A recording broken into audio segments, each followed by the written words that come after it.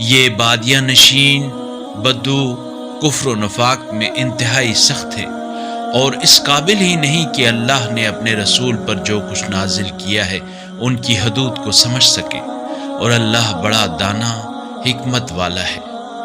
اور ان بدوؤں میں کچھ لوگ ایسے بھی ہیں کہ جو کچھ راہ خدا میں خرچ کرتے ہیں اسے تاوان سمجھتے ہیں، اور اس انتظار میں رہتے ہیں کہ تم پر گردش ایام آئے، بری گردش خود ان پر آئے، اور اللہ خوب سننے والا جاننے والا ہے۔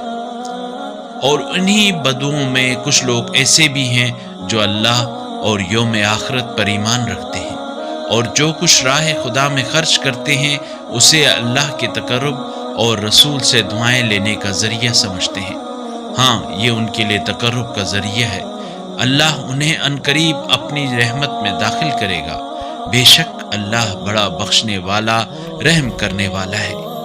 اور مہاجرین و انصار میں سے جن لوگوں نے سب سے پہلے سبقت کی اور جو نیک چال چلن میں ان کے پیرو ہوئے، اللہ ان سے راضی ہوا اور وہ اللہ سے راضی ہوئے۔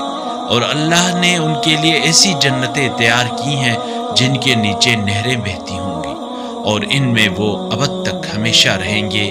یہی عظیم کامیابی ہے۔